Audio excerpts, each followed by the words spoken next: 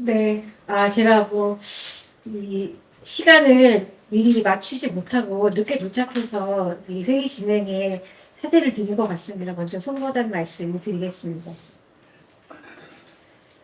아, 저는 이제 경영대학에서 회계와 세무를 전공하는 학자로서 주로 이제 김기현 교수님께서 발제해 주신 자기주식 소각 의무화와 관련되어 있는 회계와 세무의 쟁점에 대해서 토론을 하도록 하겠습니다.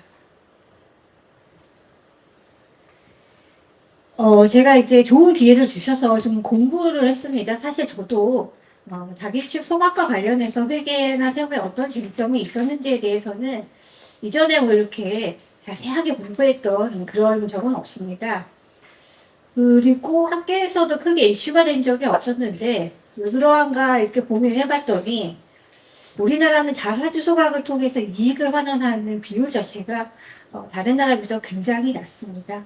알려진 통계에 의하면은 한 3% 단기순이익의 한 3% 정도가 주주 환원으로 사용된다라고 하기 때문에 실무적으로나 학계에서 크게 관심을 갖지 않았던 분야로 생각이 됩니다. 오늘 이렇게 좋은 기회를 주셔가지고 김경 교수님께서 여러 좋은 제안을 해주셨고 저는 이제 거기에 맞춰가지고 조금 공부를 했습니다. 공부를 깊게는 못했고요.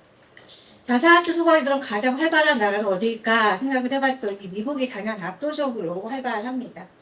미국은 현금 매당보다 자사주 소각을 통해서 주주 환원을 하는 비율이 더 큽니다. 총 주주 환원율이 거의 90% 육박하고 있거든요. 그래서 아무래도 제도나 이런 그 회계 기준들이 가장 잘 발달해 있지 않을까라고 생각해서 먼저 벤치마킹으로 삼았습니다. 제가 저 여의도역부터 여기까지 뛰어오다 보니까 숨을 제가 못 돌리고 있는 상황입니다. 거듭 송구하다고 말씀드립니다. 물 한잔 들고 쫓기냐 돼.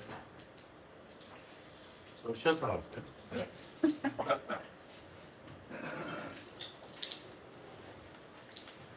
물 드시는 동안 제가 끼어들었어요. 그 프로에서 질문하실 분들 아까 제가 부탁드렸다시피 메모를 좀 해서 내용을 저한테 전달해 주시면 제가 진행을 효율적으로 할 수 있습니다. 다시 한 번 더 드리겠습니다. 감사합니다. 네, 여러 가지로 배려해 주셔서 너무 감사드립니다. 첫 번째 이슈를 제기하신 부분은 자사주를 이익으로 소각하는 경우에 상법상, 형식상 자본금과 그러니까 실제 의미에서 자본금이 배분된다라는 말씀을 주셨는데요. 이걸 정확하게 짚어주신 내용이 되겠습니다. 우리는 자사주 소각을 하면 무조건 당기순이익에서 모두 다 이익잉여금에서 모두 다 제각을 하기 때문에 자본금이나 자본잉여금이 들지 않습니다. 근데 이렇게 하면은 분명히 이제 주식수는 줄었기 때문에 일주당 액면가에다가 발행 주식수를 곱해보면 금액이 안 맞는 그런 괴리 현상이 발생이 됩니다. 이걸 미국에서는 어떻게 처리하고 있는지 한번 찾아봤어요. 김기현 교수님 논문의 그 발제에서도 여러 번 언급되어 있는 것처럼 미국은 또 우리나라 상법이나 아니면은 회계에서는 자사주를 취득해서 소각하는 것을 미발행 주식으로 상태로 환원하는 것으로 보고 있습니다. 이 미발행 주식으로 환원한다는 것의 의미는 뭐냐면 그러니까 주식 자체를 이제 소멸시키지는 않지만 발행하지 않은 상태로 이제 돌린다라는 이야기가 되겠습니다. 말 그대로 발행하지 않은 상태로 돌렸다라는 이야기는 주주한테 발행 전의 상태로 환원해 주었다라는 이야기니까 민간 돌려준 것이 아니라 당연히 자본도 환급해 주는 것이 실질에 부합한다고 보면 되겠습니다. 근데 이제 말씀해 주신 것처럼 우리나라처럼 이렇게 주총을 열어가지고 자본을 감자하는 것은 굉장히 어려운 절차를 거쳐야 하기 때문에 미국은 이런 것을 간소한 절차를 통해서 해소하고 있었습니다. 이게 제가 간소한 절차라고 말씀드리기는 굉장히 법률 지식이 편협한 것으로 보여지고 제가 AI에 돌려봤더니 이런 표현 쓰면 안 된다라고 하더라고요. 어찌되었건 간에 이게 조금 더 우리보다는 간편한 절차를 통해서 자본금 규정이 감소되고 있다라는 말씀을 드립니다.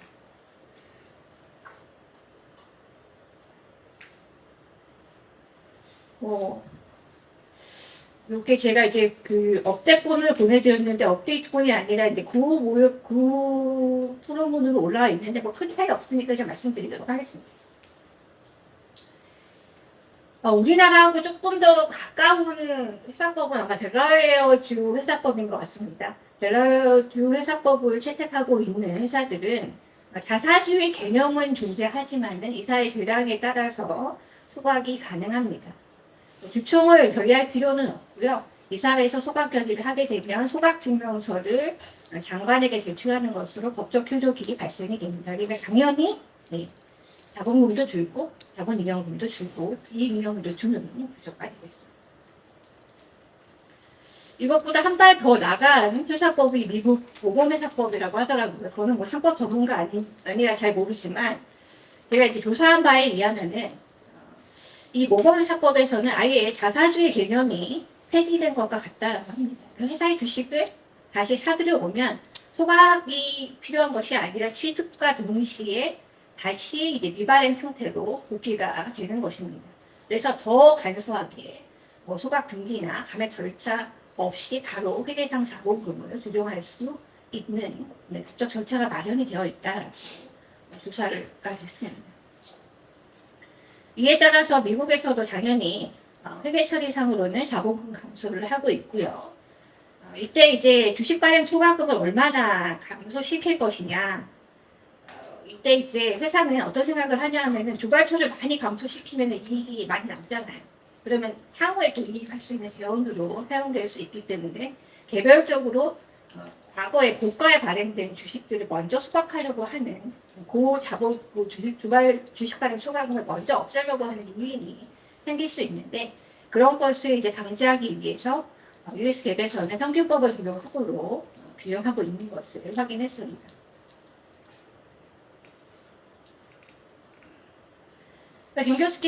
김 교수님께서 이제 두 개의 제안을 주셨는데요.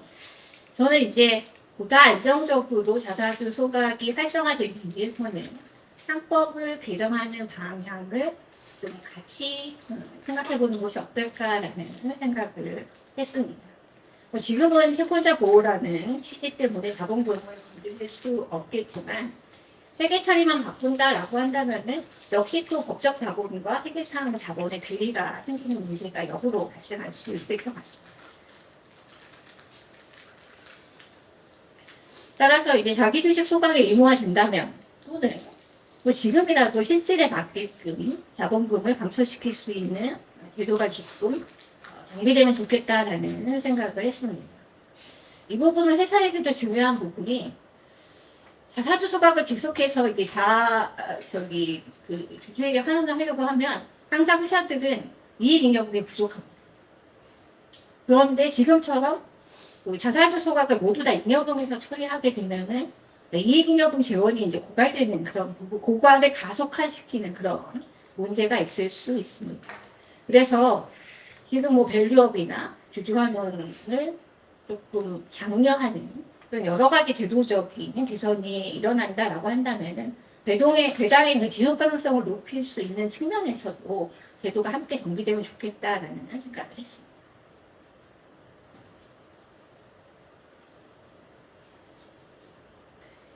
다음은 이제 세무상 쟁점입니다. 이 세무상 쟁점은 생각보다 우리 세법이 좀 너무 관심을 갖지 않아서 뭔가 개정해야 될 부분이 굉장히 많다라는 생각을 했습니다. 그 부분을 이제 김기영 교수님께서 잘 정리를 해주셨는데요. 우리 세법은 이제 자사주 소각과 관련해서 상장 주식에 대해서는 주주에게는 모두 양도소득으로 과세하는 제도를 운영을 하고 있습니다. 그리고 소액주주인 경우에는 양도소득세가 비과세되기 때문에 세금도 내지 않습니다. 대주주이건 소액주주이건 상장 주식에 대한 소각에 대해서는 과세상 큰 이슈는 아직 발생하지 않은 것으로 보여집니다. 다만 이제 비상장 주주에 대해서는 여러 가지 문제점이 있는 것 같습니다. 일단 지적해 주신 것처럼 우리나라는 비상장 주주에게 주주 관점에서 과세하지 않고 회사가 어떤 목적에 따라서 취득을 했느냐 그리고 그 취득 목적이 지켜졌느냐 이거를 따라가면서 사후적으로 과세하는 그러한 제도를 운영하고 있습니다. 그리고 종합과세이기 때문에 배당 소득에 대한 과세도 최고 이게 소득세율은 45%지만 다른 소득 다 합치면 9%까지 올라가게. 근데 만약 회사가 다시 재발행 등 거래 목적으로 이 자사주를 취득했다라고 한다면은 양도소득으로 과세가 되기 때문에 20% 내지 25% 유리한 과세를 받을 수 있습니다. 따라서 비상장 주식은 당연히 다 대주주가 있는데요. 대주주 입장에서는 당연히 양도소득으로 과세되는 것이 유리하기 때문에 이러한 차별 과세 규정을 활용을 해서 편법으로 자금을 인출하는 주세 경감 행위를 할 요인이 크고요. 그러한 일들이 일어나고 있는 것 같습니다. 그리고 이 때문에 소득 분리에 관해서는 과세 관점과 잦은 마찰이 생기고 있는 것도 보여집니다. 미국에서도 이런 경제적 요인에 의한 조세 행위는 당연히 없을 수가 없습니다. 그래서 이런 과정들을 거쳤더라고요. 1970년에 데이비스의 판결이 나기 전까지는 자사주를 취득했을 때 회사가 사업적 목적이 있는 경우, 그런 경우에는 배당이 아니라 양도이다, 이런 견해가 존재했다고 합니다. 근데 대법원에서 이 해당 판결을 통해서 주주 입장에서의 자사주 소각은 회사의 사업 목적과는 전혀 무관하다. 오직 주주의 입장에서 자기가 주식을 판 것, 판매가 실질 지분율을 크게 변동하는 경제적 효과가 있느냐에 따라서 지분율이 크게 변동이 되면 양도소득을 받고 그렇지 않다라고 하면 그냥 배당을 받아간 거다라고 결론을 지은 것 같습니다. 그리고 이러한 판결이 이후 미국 소득세법에 반영이 되었습니다. 317조에 보시면 주식 판매에 대한 정의에 회사의 취득 목적하고는 상관이 없다라는 부분이 명확하게 들어가 있고요. 그 다음에 양도소득으로 구분되는 요건을 명확하게 주고 있는데요. 물론 실질 판단도 하지만 이게 세이프 하버로 적용을 합니다. 얼마나 지분율이 실질적으로 감소해야 되느냐? 거의 완전히 팔아야 돼요. 그래서 판매 직후의 지분율은 50% 미만이 돼야 됩니다. 지배권을 가지면 안 된다라는 이야기고요. 판매 전후를 비교했을 때 의결권 있는 주식이 무려 80%나 감소가 돼요. 이것뿐만 아니라 의결권이 없더라도 보통주 지분율도 80% 이상 축소가 돼요. 그리고 지분율을 계산할 때 개인만 계산하는 것이 아니라 특수관계에 있는 자를 모두 합해요. 그렇기 때문에 사실상 가족기업에서는 이 양도소득의 요건을 적용받는다는 것이 매우 어렵다라고 보시면 되겠습니다. 이렇게 하기 위해서 거의 지분 전체를 팔고 나는 다시는 경영에 참여하지 않겠다라는 그런 강력한 조치가 필요하다라고 보시면 되겠습니다. 근데 이제 이렇게 실질 지배력 기준을 제시를 하다 보니까 그럼 상장 기업의 소액 기준은 어떻게 할 거냐라는 문제가 발생이 됐는데요. 미국에서 현명하게 소액 기준은 경영권을 행사할 수 있는 파워가 없기 때문에 단 한 주만 팔더라도 그 주주한테는 유의미한 지분율의 감소로 가야 된다. 이렇게 해석을 해냈습니다. 그래서 상장 기업에 자사주를 매입하는 경우에는 주주가 이러한 복잡한 입시 없이 언제나 양도소득으로 처리될 수 있는 근거를 마련해 주었습니다. 우리하고 배당소득을 계산하는 그 방식도 좀 차이가 있습니다. 왜냐하면 이렇게 섞는 것이 아니라 양도에 해당되지 않은 경우에는 전액이 배당이라고 보는 견해다라고 보시면 되겠습니다. 양도소득 요건에 해당하지 못하는 경우에는 주식 판매 금액 전체가 배당소득으로 간주되고 우리처럼 주식 취득가액을 차감하지 않습니다. 그러면 그 주식 취득가액은 어떻게 되느냐? 남아있는 주식의 취득가액을 합산해서 그것을 처분할 때 반영하는 구조로 운영을 하고 있습니다.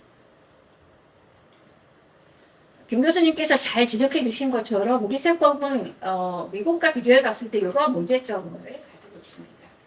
주주의 세금이 거래 단계에서 확정이 되지 못하고 법인의 취득 목적에 의해서 사후적으로 판단되기 때문에 법적 안정성이 낮습니다. 소각이라는 법적 형식에 준거하고 있기 때문에 그 부분에는 이제 명확한 부분이 있지만 주주 입장에서 그 경제적 실질이 배당인 경우에 실질과세가 되지 않는 부분이 있습니다. 그리고 비상장 기업들은 이를 이용해서 주세 회피를 할 수 있습니다. 반면에 이제 또 역으로 놓고 한번 생각을 해보면 상법 개정의 효력이 비상장 주식에도 미칠지는 잘 모르지만 만약에 현 상태에서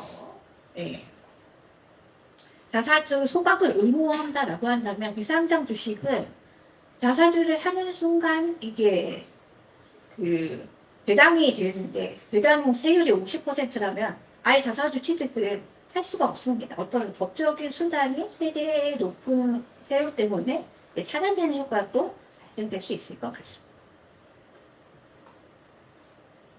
그리고 좀 전에 살펴본 것처럼 이게 이제 의제 배당으로 볼 거냐 진짜 배당으로 볼 거냐에 따라서 실질 배당액을 즉시 발생하지 못하는 그런 문제도 발생할 수 있겠습니다. 발제자께서 맨 마지막에 모든 주주들이 균등하게 자사주 매입 소각을 하는 경우에는 전부 다 배당으로 봐야 되지 않겠느냐 이런 질문을 하셨는데 그것과 부합되는 지다라고 보시면 되겠습니다. 미국과 우리는 세제 환경 굉장히 다르기 때문에 제가 꼭 미국 세법처럼 고쳐야 된다라고 주장할 수는 없습니다. 다만 형식적 차원에서 좀 치우쳐 있고 또 좀 경제성이 있는 부분이 있기 때문에 실질과세를 확보하고 국적 안정성을 좀 더 보장하는 방향으로 해법을 논의하는 필요성은 있다라는 생각이 듭니다. 다음은 이제 자기주식 취득과 관련해서 또는 소각과 관련해서 법인과세 문제를 살펴보도록 하겠습니다. 임기혁 교수님께서 말씀해 주신 세법도 상법인의 회계기준과 마찬가지로 미발행 주식설에 입각해서 제도를 정비해야 된다는 점 저는 전적으로 동의합니다. 자기주식의 소각뿐만 아니라 취득과 매각에 이르기까지 전체를 자본거래로 명시하게 되면은 제시해 주셨던 여러 가지 세무 조정에 대한 불확실성이 제거가 되고 납세 협력 비용도 절감될 것으로 기대됩니다. 그리고 이제 앞으로 조금 이제 논의가 필요한 부분들은 이제 세무상 자본 구분에 대한 정비 부분인 것 같습니다. 우리나라는 사실 세무상 이익잉여금이나 세무상 자본잉여금의 개념은 없습니다. 회계를 존중하면서 어떻게 얘기해야 되나요? 이렇게 시적절하게 실무를 적용하고 있는 그런 상태입니다. 근데 이제 감액배당과 같이 자본을 적극적으로 소각을 한다던가 아니면 이익을 재원으로 하지만은 자사주 소각이 자본금까지 터칭할 수 있는 그런 부분으로 개정이 된다라고 한다면은 세무상으로도 이익잉여금이나 자본잉여금을 구분해서 관리할 필요성이 생기게 됩니다. 앞서 말씀드렸던 것처럼 회계상으로는 이익배당을 많이 해야지 되기 때문에 소각을 했을 때 이익잉여금을 좀 많이 남기고 자본을 축소하고 싶은 그런 유인이 생깁니다. 근데 세제상으로는 똑같이 소각을 한다 하더라도 자본금과 자본잉여금이 환급이 되면 얘는 자본의 환급분을 보기 때문에 세금을 안 내도 되거든요. 걸세상 유리합니다. 그래서 세무 목적으로는 똑같이 자사주가 소각이 되어도 자본잉여금을 더 많이 깎으려는 요인이 발생하게 되고요. 미국에서 실제로 그렇다라고 하더라고요. 그래서 이 부분을 명확히 하기 위해서 자사주 소각 시 세무상 이익잉여금을 감수하는 비율을 자사주가 소각된 그 비율로 엄격히 제한하고 있는 규정을 두고 있다라고 합니다. 저희도 이제 감액배당을 했을 때 대주주를 중심으로 해서 비과세되는 문제들이 생겼고 올해 이게 세법 개정안에 반영이 됐는데요. 이런 문제들이 좀 광범위하게 노출될 수 있는 가능성도 있어 보입니다. 그래서 사실 이런 부분들도 좀 제도를 정비해 놓으면 좋겠다라는 생각을 했습니다. 다음으로는 이제 기타 이슈들이 되겠습니다. 올해 이제 소득세법이 아니고 이게 조세특례제한법인데 제가 잘못 썼네요. 옛날 버전이라 그렇습니다. 죄송합니다. 배당소득 분리과세가 이제 조특법으로 들어오게 되었는데요. 이 배당소득 분리과세는 모든 주주들에게 적용이 되는 것이 아니라 이미 고배당을 주고 있는 기업이나 아니면은 배당을 늘리는 기업에게 한정적으로 주고 있는 혜택이 되겠습니다. 근데 이때 기준이 현금 배당으로만 제한이 되고 있습니다. 근데 이제 상법 개정을 통해서 자사주 소각을 통한 주주환원을 증진시킨 목적이라고 한다면 당연히 환원율을 계산을 할 때는 현금 배당률만이 아니라 총주주 환원율을 기준으로 해서 적용하는 게 합당하다라고 생각하고요. 제가 어제 세세실 국과장님을 만날 기회가 있어서 여쭤봤는데요. 그런 부분들이 있다. 앞으로 상법 개정이 되면 그런 부분들을 반영할 수 있겠다라는 의견도 사적으로 주셨습니다.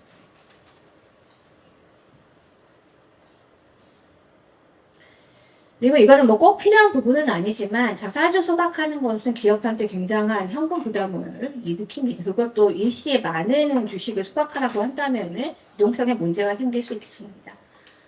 허락이 된다면은 기업들에게 세금 혜택을 주어서 그러한 부분들을 좀 보전할 수 있는 인센티브를 주는 것도 바람직하다라고 생각이.